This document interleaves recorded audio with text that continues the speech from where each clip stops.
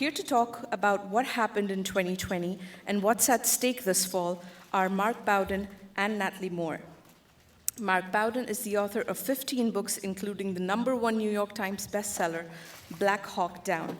He reported at the Philadelphia Inquirer for 20 years and now writes for The Atlantic and other magazines. Natalie Y. Moore is an award-winning journalist based in Chicago whose reporting tackles race, housing, economic development, food injustice, and violence. Welcome.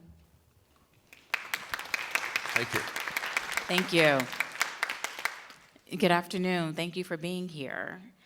And thank you for writing this book. I guess not to sound, well, everything is alarming in this book. And one of my big takeaways is if Trump wins or if Trump loses, democracy is holding on by a thread. So I would first like for you, let me give a little bit of a setup, what the authors do. So we've seen the images, we know what was happening in all these states, and this book just takes us really, really like hyper-local into Georgia, Pennsylvania, Wisconsin, Arizona. What state am I missing? Nevada. Wisconsin, you mentioned. Yeah. And we get to know these characters. It feels like, it reads like a thriller because you feel like you're reading it in real time, and it, bounces from state to state. So there's so many characters in this book, in these states, who don't believe that Joe Biden won. Can you just tell us about a few of these characters, whichever ones you feel compelled to have us spend some time with? Sure. Matt and I, when we started working on this, we're aware that there's a huge amount of reporting done in Washington about Trump and his inner circle and all the people who were involved in Washington, up to and including the attack on the Capitol building on January 6th. And what we wanted to do was go in the other direction, because Trump could not have done this on his own. There were thousands and thousands of people all over the country who, and I'm not just talking about the millions of people who voted for him and the many tens of thousands of people who showed up to demonstrate. I'm talking about people who actually worked on trying to falsify the results of this election. So we looked at the 6 swing states, which you named, and found the key people, both who were working to overturn the election and those who actually upheld the election. And there is actually good news in this book, in that there were people in all of these 6 states, many of them Republicans, many of them Trump supporters, who simply refused to be dishonest, or as dishonest as Trump wanted them to be. Nevertheless, there were a large number of people who fed this effort to intimidate election workers, to try to falsify the election results, to try and prevent the certification of the votes, and then ultimately to foist a false slate of electors to send to Washington in hopes that Vice President Pence would derail the final certification of the votes. So, when I started working on this, I wasn't just interested in choosing people at random. Even though as you read the story, you read about, say, someone like Leah Hoops from Delaware County, just outside of Philadelphia, who Leah is convinced that the Democratic and Republican parties in the United States are actually one party, and that they work together to orchestrate the elections to the end that they want. So the fact that there were Republican observers at the polls along with Democratic observers at the polls doesn't mean anything to her. So she mounted this effort to try to convince people that there was this enormous fraud going on. She had no evidence for this, but she posted a lot, and she got a lot of people to pay attention to her.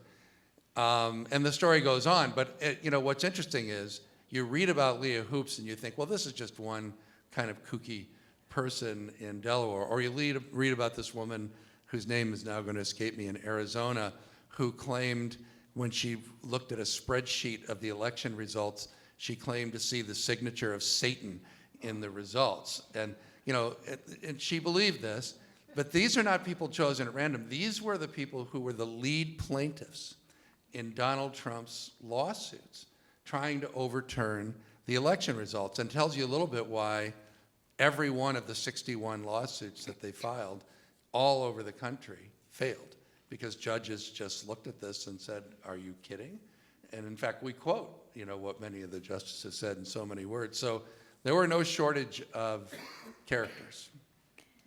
I'm looking for I can't remember the woman's name in Arizona either, but she was a veterinarian chiropractor. Exactly, yeah. I remember. Veterinarian chiropractor who had never been involved. And, in elections, like this was... Well, that's the other key feature. A lot of these people have never been involved in elections at all. And so they didn't know how elections work in America. And to be honest, I didn't either. I've never really given it that much thought. When I wrote this book... Lenny Stone, sorry. Lenny Stone. Yes. And was lovely. She wanted to talk about it. She'll tell you exactly why she did what she did and how she felt, and still feels justified. But the one characteristic I was beginning to explain is that none of them have any familiarity with elections and how they're run. And it's an incredible process. A lot of people would think that national elections must be run out of some big building in Washington, D.C., where somebody controls them. And in fact, our national elections are run in every neighborhood, in every county, in every city, in every state, with literally tens of thousands of your neighbors, my neighbors, volunteering to count votes or to be at the polling place on election day to help people file their votes. And so those are just the people involved. And then you get into the machinery of the election. And the fact that 2020 was the first was, during COVID. So suddenly a lot of states permitted mail-in balloting, because they were afraid people wouldn't want to show up at the polls. And of course, this became a motivation for Trump to claim that mail-in voting was somehow inherently corrupt, and interestingly hurt him, because he lost the election in states where they had discouraged Republicans from voting by mail. And now you may notice the Republican National Committee, even though they're still going to put Trump up as their candidate, are encouraging people to vote by mail. That turned out to be a pretty bad strategy. Because some of the Republican leaders on the ground in these counties were saying, this is going to hurt. Yeah. But there was this image that early voting is only for Black people, for young people. Urban voters. Yeah. That's the key word. Yeah, urban is the euphemism that is used. But urban voters, are you do get larger numbers of minority voters in cities, and then large numbers. So in a state like Wisconsin, which is mostly rural, Republicans throughout Wisconsin are frustrated every big election, because when the returns come in from Milwaukee, it just overturns everything that they expect to happen. They could drive literally for hundreds of miles without ever seeing a Biden sign. So it's really easy for them to believe that nobody's really voting for Joe Biden until 200,000 votes show up in Milwaukee, and suddenly all of their hopes are dashed. All of this feeds into this conspiratorial thinking. One of the things that struck me pretty early on, and I'm glad you mentioned Leah, because I was thinking about her and her partner in crime, Greg Senstrom. Yeah. It was the audacity. Can you imagine showing up at a polling place and demanding to go in the back to see how things are being counted, demanding to see the machines, calling a lawyer, and not leaving when you're told no? What do you make of that kind of boldness?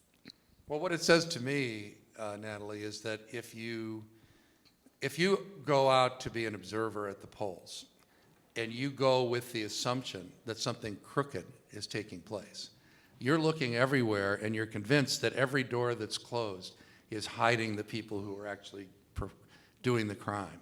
Everything that you don't understand that happens around you is more proof that something nefarious is going on. And so, they went, Leah and Greg, to the county's voting center, convinced of what they were going to find. And it wasn't there. I mean, what they thought they were going to find is that hundreds of thousands of ballots had been printed up in advance, and they were all fake. And so they thought what was going on was that they were taking the real ballots, which had been cast by real people, and hiding them away in a back room and substituting all these pre-filled in ballots. And let me just say, I mean, you're right. I mean, they're so convinced of this, then everyone who refuses to allow them to stand close to the machines or allows them to explore everywhere in the room. And these are people who are trying to do things like prevent votes from being stolen or removed, or there's also the privacy of the ballot to be protected. So they have a job to do. So, but everything they did was interpreted as part of the conspiracy. So, the more they saw, the more convinced they got, the angrier they got. And anger plays well. They go on, Leah would go out in the parking lot and sit in her car and post something on her social media, outraged by what's going on. You believe this crime that's taking place right in this building, right over here, and people listen to that who know even less than she does and are convinced that it's the truth. What would you say were some of the common characteristics of the people who wanted to overturn or believed in the conspiracy in all of these different states, these different parts of the country? Boy, that's a good question, and I don't know, because that's the thing that really intrigues me. I know that the people who were trying to overturn the election believed they were doing the right thing. Most of them, not all of them, most of them. When you get to the higher levels, I think there are people who know exactly what they're doing, and they're doing it very deliberately, and these are people who belong in jail. But then there are people who are doing it because they think they know something that everybody else doesn't. And the reasons are, what are the reasons for Trumpism? It is a deep strain of anti-government in our country, which has always been there. There's a deep strain of anti-elitism or intellectualism, which means that, you saw it during COVID, which means if you have actually professional credentials to offer an informed opinion, that disqualifies you because it means that you are part of the conspiracy. But that is, again, another strain that's run deep in American society. I think racism is a big factor as well. I think that, the demographics in this country are changing. You see it most particularly in big cities, where big cities increasingly the politics are controlled by African Americans and other minorities.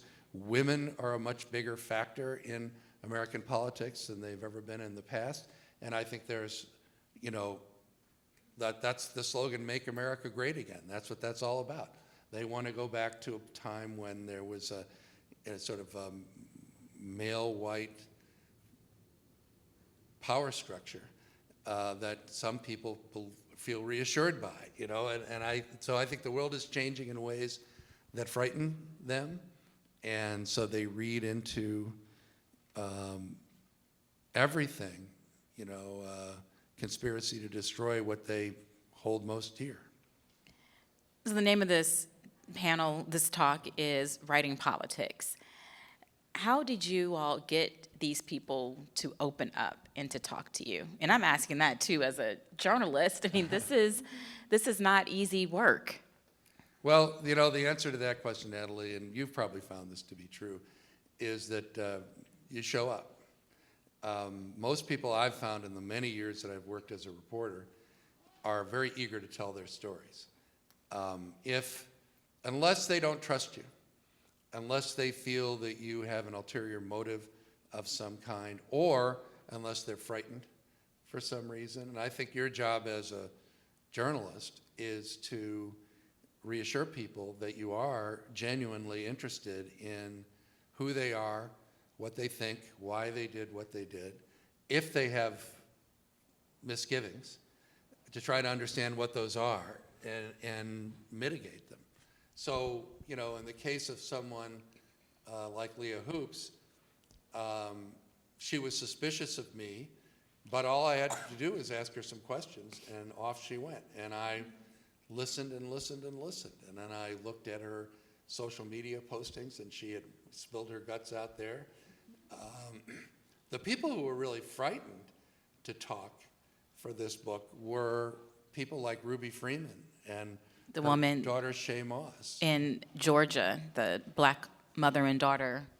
who became duo. targets Yeah. of this ridiculous conspiracy that they were somehow substituting votes in Atlanta, and they were, you know, they were driven underground. I mean, they had to leave their jobs and go into hiding. They feared for their lives. They feared for their families. And so when we come as reporters wanting to talk to them again, I mean, they're like, we don't want to draw any more attention to ourselves because we're afraid. So, you know, but they eventually agreed to talk to us as well. And since, I mean, I think the Robert F. Kennedy Award for Courage was given to them at the JFK Library. There's been a great deal of sympathy extended for the suffering that they went through, which was completely unjust. But they're not alone. There were election workers in all of these 6 swing states who were targeted for harassment. Clint Hickman, who was the chairman of the Maricopa County Board of Commissioners, had death threats. Protesters on the front lawn of his property. And he voted for Trump. He did. He was a lifelong Republican and a Trump supporter, and his responsibility was to oversee the election in his county.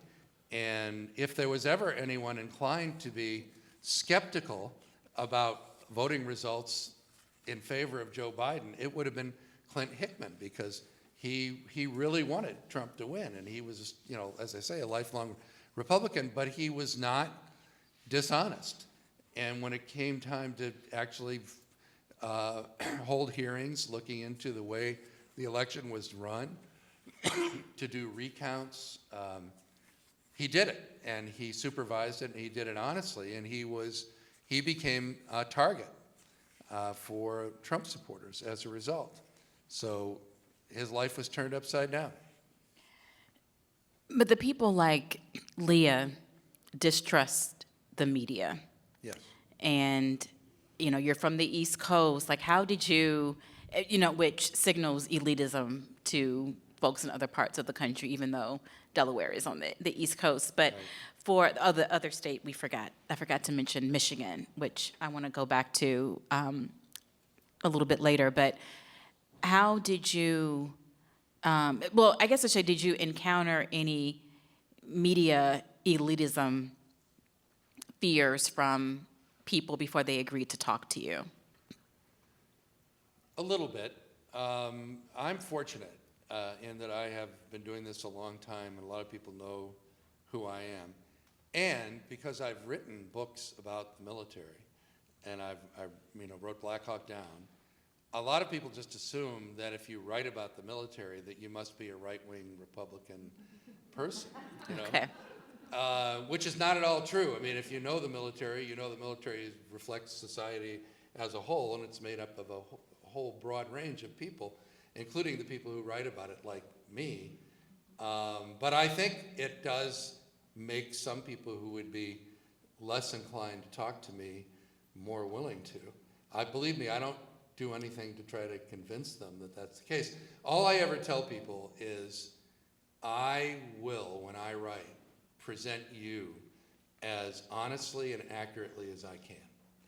I am genuinely interested in what you think and why you did what you did and what you said.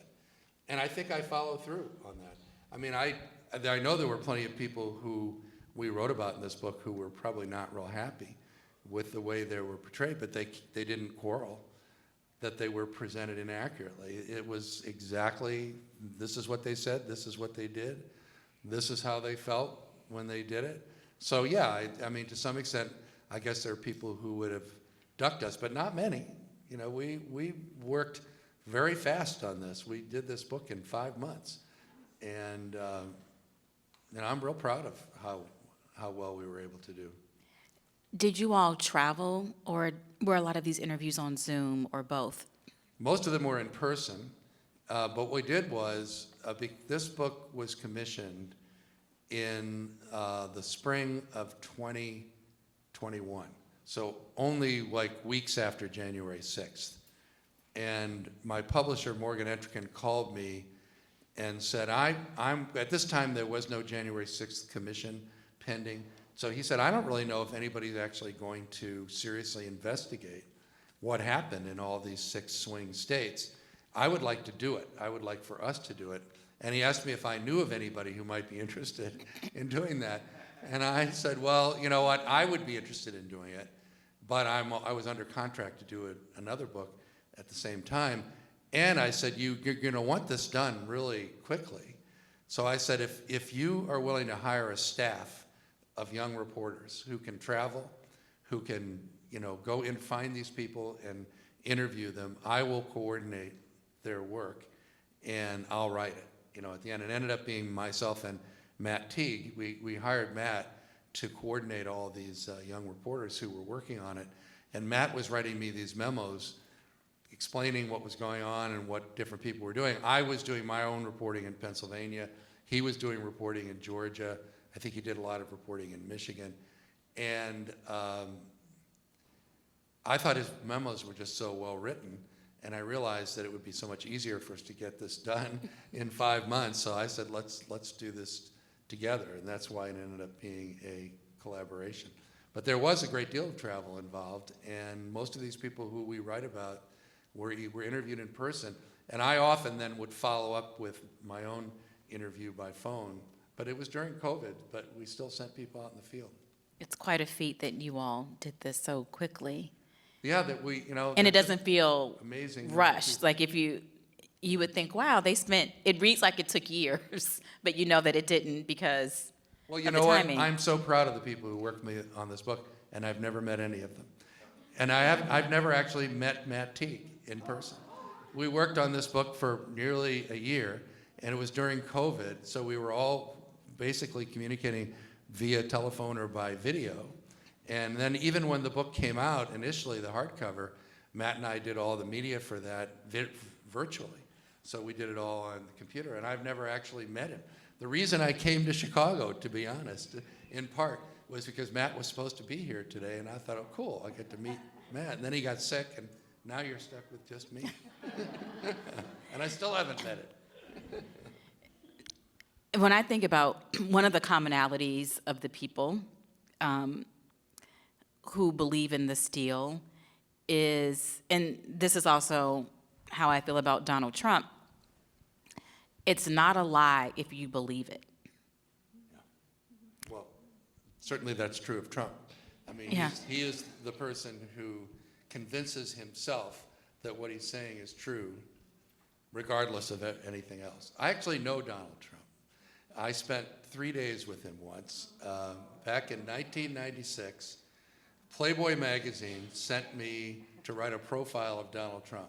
So I flew down to Mar-a-Lago with him and his then wife, Marla, and their little girl, Tiffany. Tiffany. Why do I know this? Yeah. We know too much about him. And he lied to me from the minute I met him until the minute I left him.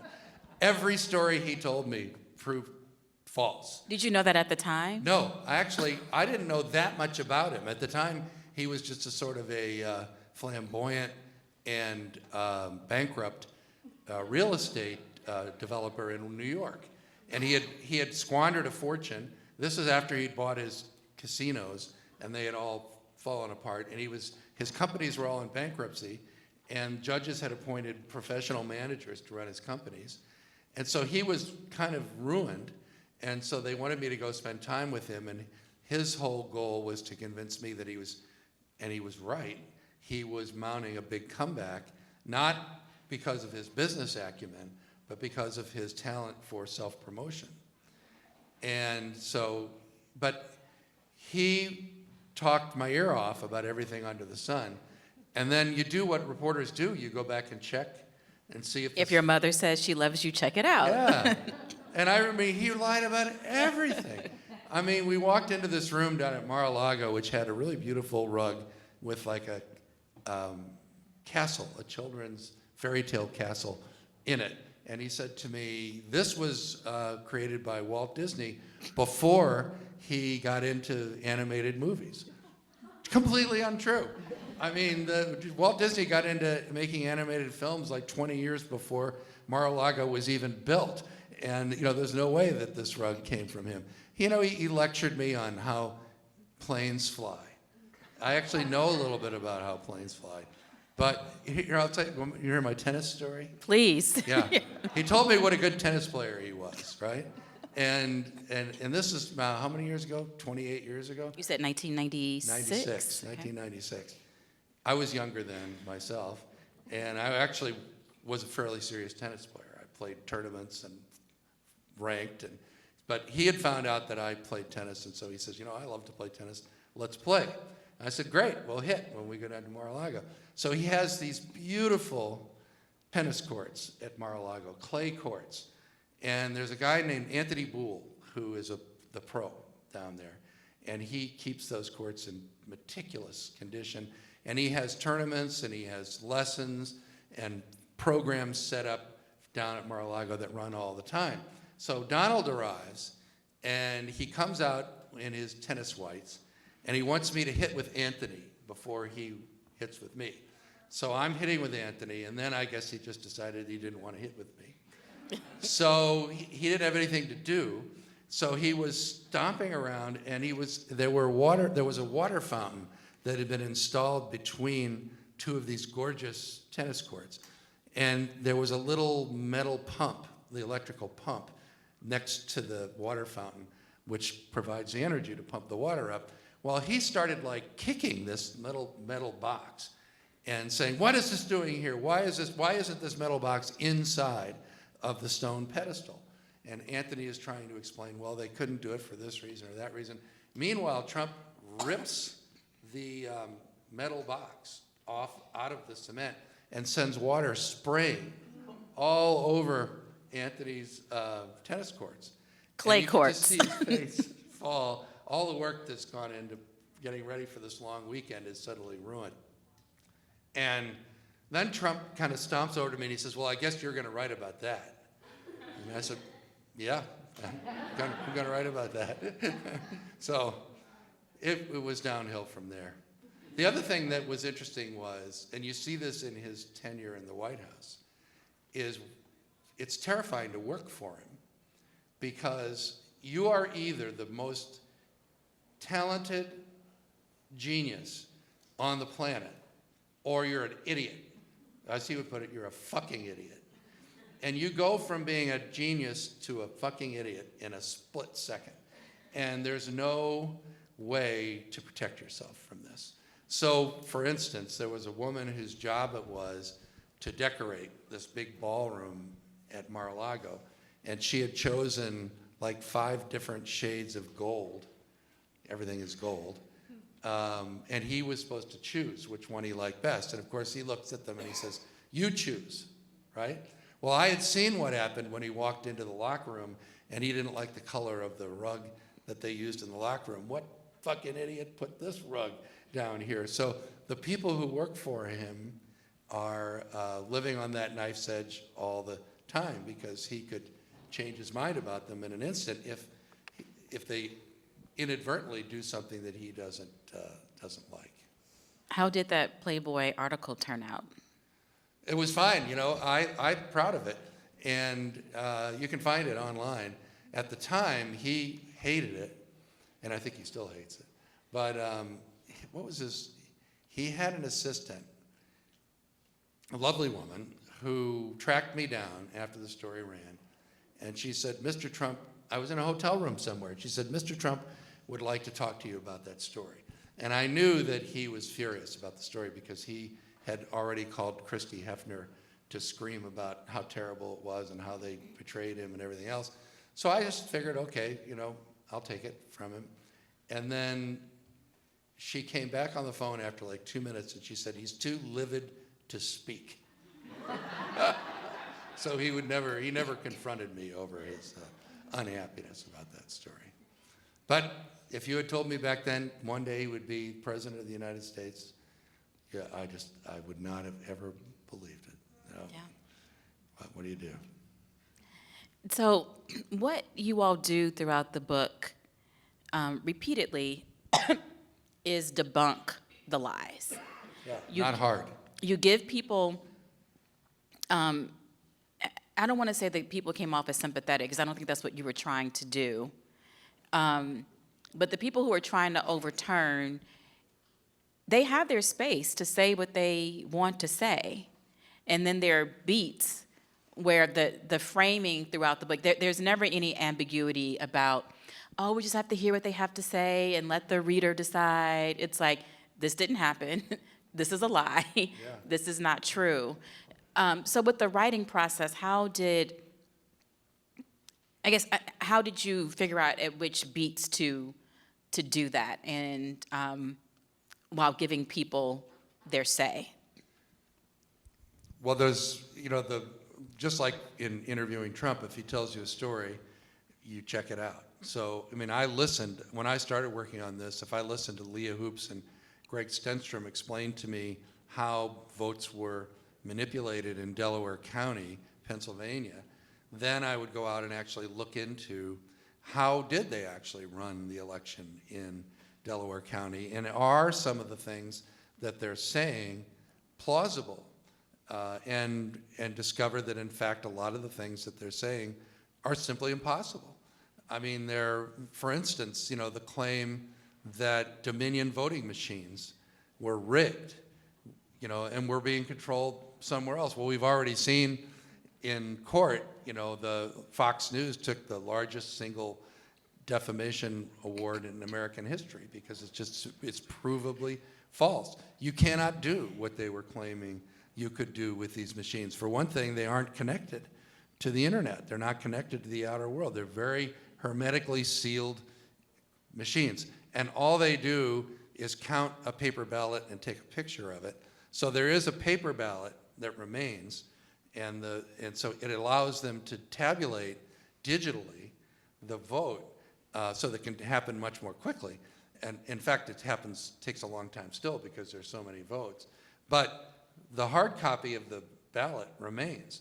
So if you claim that they're switching the votes, then you can go back and check and see whether they were switched.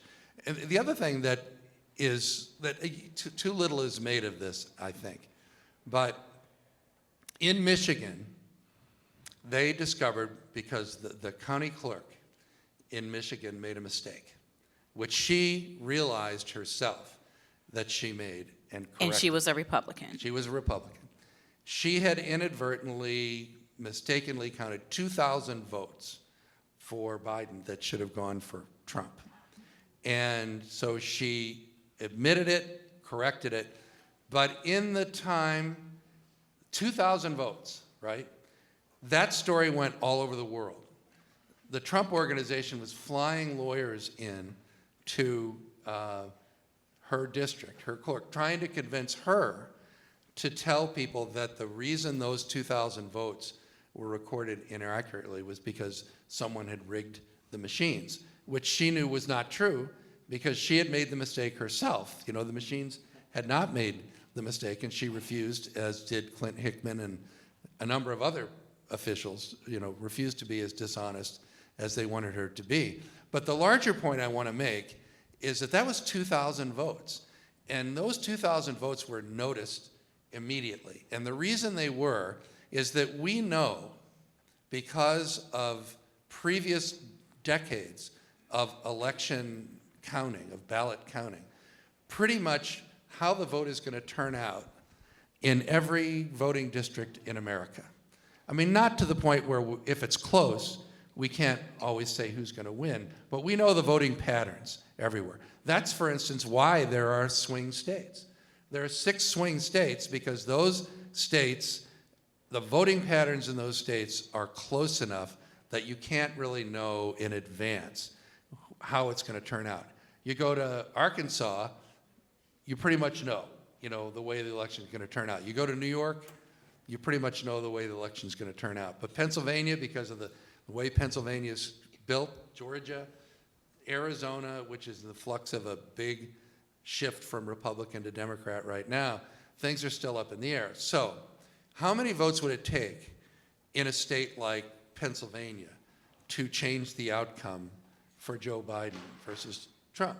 We're talking hundreds of thousands of votes, right? So if a district that traditionally has been 60% Republican, 40% Democrat, is suddenly 100% Republican, which is what it would be if somebody had faked all those ballots and filled them out in advance. Or if they wanted to cover their tracks a little bit, maybe it would be suddenly 80%, Republican, 20% Democrat. The point is, it would be immediately noticeable by the computers that track election results, which you see being reported on TV networks and on election night. They track all of these election results very carefully. If there's an unjustifiable or a surprising switch in the number of votes in any particular place, it sets up an immediate red flag, which calls for a recount, and that's what happens when those things go on. In the 2020 election, there were none. There were no districts in the country that signaled to the election board in that county or that state that those election results were disproportionate. So in, for instance, Leah Hoopes County, which went for Biden, Delaware County had long been a Republican county, and if you look at the election results over the last 20 years, they have gradually been inching up as the area has become more suburban Philadelphia. Those votes have been edging up into more and more Democrats every election. Until I think it was in the 2016 election, for the first time, Democrats won countywide office. So either the demographics have changed, which is what all the election results actually show, or, as Leah Hoopes would conclude, the fix was in. This is a Republican county, and there's no way that the people in this county would all vote for Democrats in these numbers. It has to be fixed. As a reporter, it's important to get lies on the record, especially by elected officials. And so the public can see them lying, and it's a record of it. And reporters go back and call that lie out. And this isn't just for presidential. I'm talking about, even in a city like Chicago or, wherever a reporter is. The rules of engagement are, I think, a little tougher when you're dealing with people who hold elected office. When you're dealing with people who are liars, but are regular citizens, would you all go back to them and say, hey, this isn't true? Or would you or the team challenge these people during the interview? How did you balance that? Generally not, although there have been many occasions in my work where I have. But in this case, because we were working very quickly, we were gathering people's stories. We wanted people to explain, why did you do what you did? Why do you think this way? What were your reasons? And then we were going also out and doing our own research and reporting. So I think if you're making a television program or a radio show, it's important, and it creates a dramatic moment. But when you're writing a book, not so much. I mean, we're just interested in explaining what happened. And so, no, I didn't make a point of calling people and saying, we can show that you're wrong. Although, in one or two cases, the details of this are going to elude my mind, but there was this guy in Arizona who claimed that Sharpies were being used. I just had that page open. Sharpies were being used on ballots, and this was a plot to get the voting machine to record incorrectly, because his claim was if you mark the ballot with a Sharpie, then it wouldn't show up on the scanning machine when it voted. And so he claimed that the Democrats in Maricopa County were handing out Sharpies to Republican voters so that their votes wouldn't count. Well, it turned out that they had a problem with the voting machines because the ballpoint pens that people were using were gumming up the machine. As the ballots went through, traces of the ballpoint ink were creating problems. They found that Sharpies actually worked great because it didn't gum up the machine at all. So they were encouraging everybody.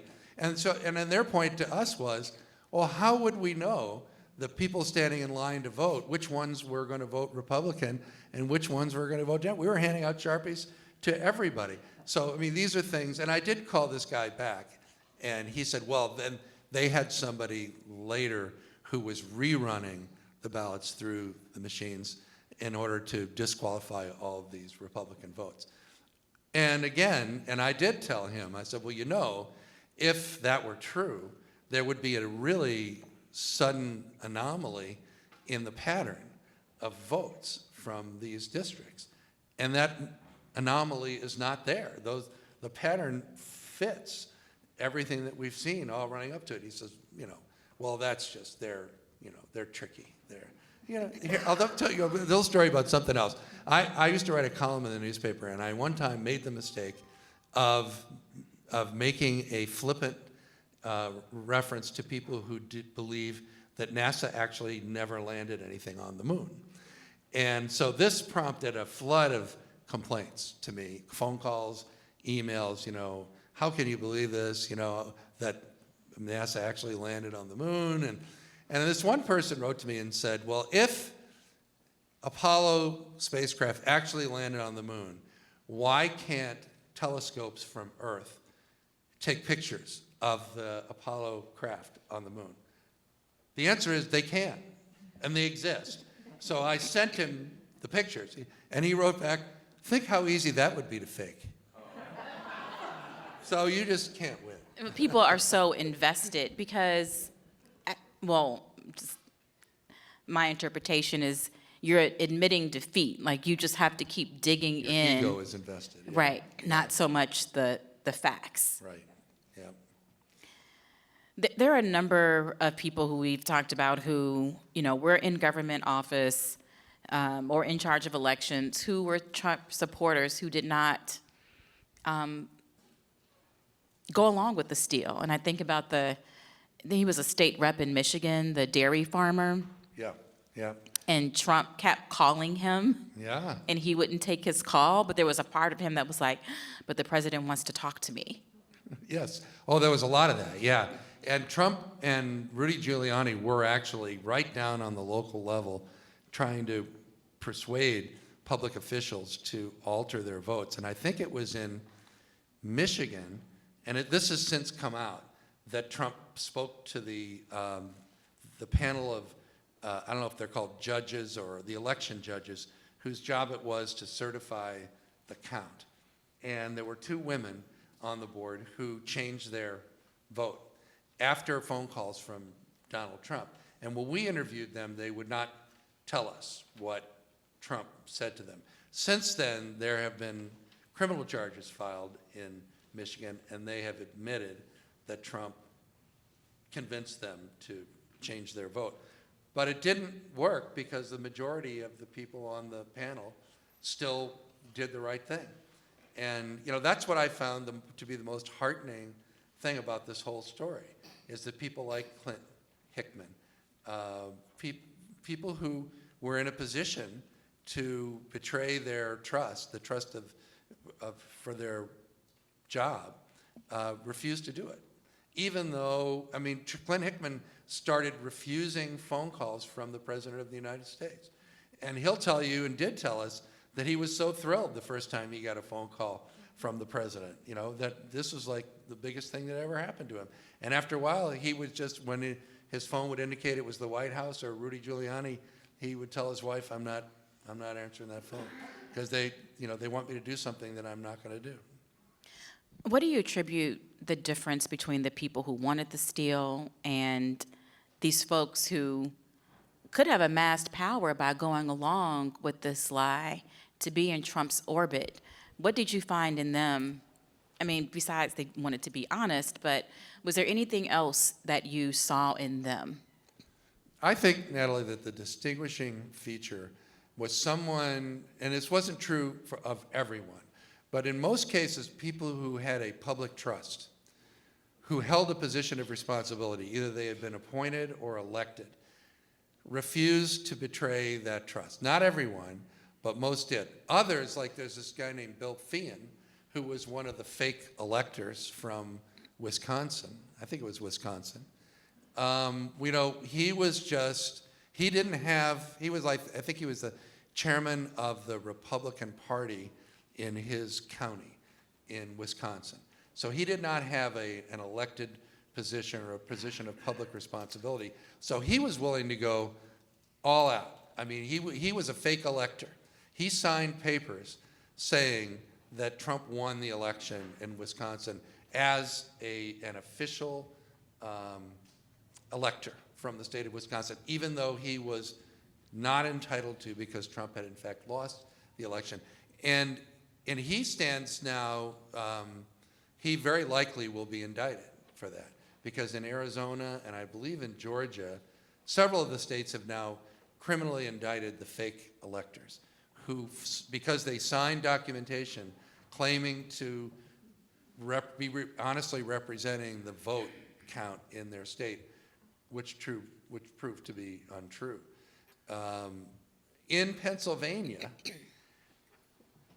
they were smart enough to have a caveat in the papers that they signed saying that they were official Trump electors if Trump won his court case, right? And Trump lost every one of his court cases. So they're off the hook, because even though they did the same thing that everyone else did, their lawyers were smarter, and they included that in the, but that was a nefarious plan. And I just want to underscore that the people in these rural counties or these small towns, like, who were in charge, who were Trump supporters, the isolation, I mean, there was the postmaster who was attacked. These are people who voted for Trump, and their neighbors were turning against them because they were doing the right thing. The woman in Michigan who, signed birth certificates, who stamped, important documents. Right, her friends. All Yeah, the friends and neighbors who didn't understand how elections or government worked were really ostracized. Do you think any of those folks who did the right thing are going to stick by Trump this time? I think that Or vote for, I should say. I think a lot of them aren't going to do it anymore, and that's a real shame. I mean, one of the real lessons from the 2020 election that I'm not sure we've learned is that we need to protect the people who volunteer for these jobs, to count votes, to certify votes. These are not people being paid a lot of money to do what they do, and they've been unmercifully harassed, and their lives have been turned upside down. And there have been, to my knowledge, no criminal charges. It's not true. There was a criminal charge against one of the people who threatened the life of Clint Hickman in Arizona, and he was sent to jail. But that's one of the rare instances where people who threaten election workers have been brought to justice. So I think a lot of people will think long and hard about doing this kind of volunteer election work. And yeah, I think some of them may still vote for Trump, but I think mostly the people that we talk to who saw and who were the subject of this effort to lie and to falsify the results were pretty disillusioned by it. And I doubt very seriously whether they're still Republicans, but they would not be Trump supporters. And that's what makes this scary, because they didn't win this time with the steal, but now they know the ropes, what could happen this year. I don't think this will happen again. Okay. I really don't. I think that too many people have gotten in too much trouble. This was a. I did go to Leah's Facebook page, though, after reading this book. She still feels the way she feels. But, I mean, lawyers who have gone into court and made false arguments have been disbarred. They have been brought up on criminal charges, Rudy Giuliani for one. Electors, fake electors have been indicted in states around the country. I don't think people will be that dumb that they will do this again. Who knows what will happen the next time? We will leave on that optimistic note. Thank you so much, Mark, for being here and for this work.